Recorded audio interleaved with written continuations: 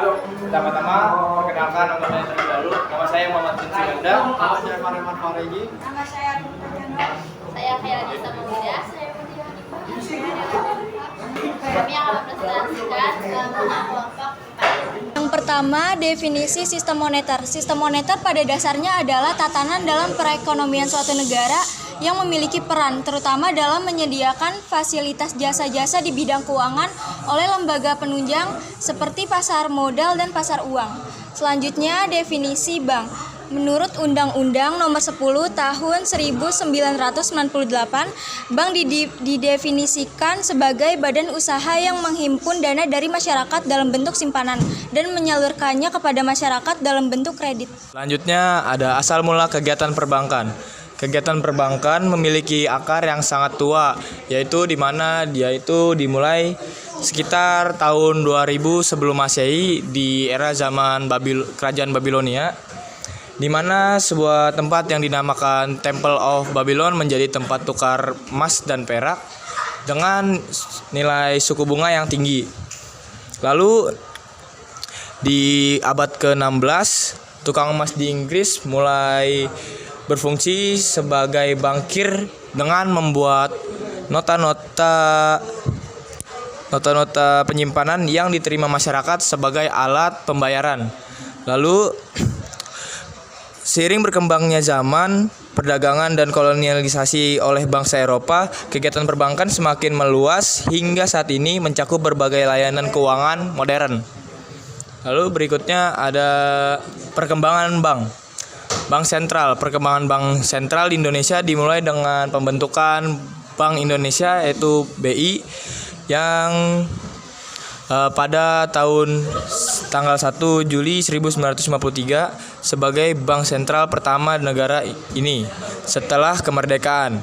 Bank Indonesia memiliki peran utama dalam menjaga kestabilan ekonomi, termasuk mengelola kebijakan moneter, stabilitas harga, dan sistem perbankan.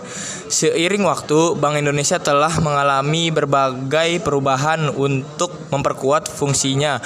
Pada tahun 1998, setelah krisis moneter Asia, Undang-Undang Nomor 23 Tahun 1999 memperbarui status dan wewenang Bank Indonesia, menjadikannya bank sentral yang independen dalam kebijakan moneter dan tidak terpengaruh oleh pemerintah. Ini ditunjukkan untuk memastikan kebijakan moneter yang lebih efektif dan transparan.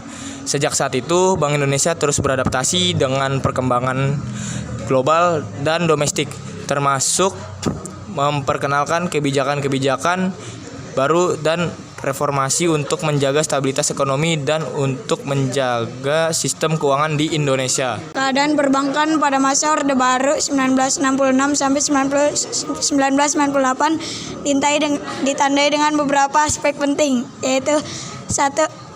Reformasi dan nasionalis. 2. Pembangunan infrastruktur. 3. Regulasi dan pengawasan. 4. Krisis moneter 1997 sampai 1998. 5. Keterbukaan dan liberalisasi. Masa awal kemerdekaan. Setelah kemerdekaan, Dejavase bank tetap beroperasi sebagai bank sentral, meski masih swasta, dengan saham asing. Pada 1951, bank ini dinasionalisasi dan Undang-Undang Pokok Bank Indonesia diterbitkan pada 1953 untuk mempermudah hobi zaman moneter dan ekonomi. Kemudian Bank Rakyat Indonesia diresmikan sebagai bank pemerintah utama, meskipun sempat berhenti beroperasi hingga perjanjian Renville.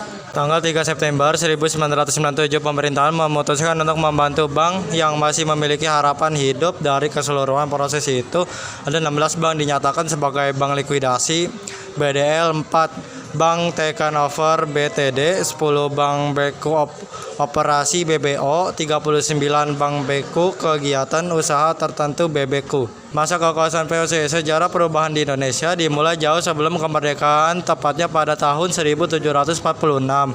Saat itu VOC mendirikan Die Bank van Lening, sebuah bank yang digunakan untuk memudahkan kegiatan perdagangannya mereka di Indonesia. Sayangnya kegiatan operasional bank ini tidak berjalan baik sehingga harus gulung tikar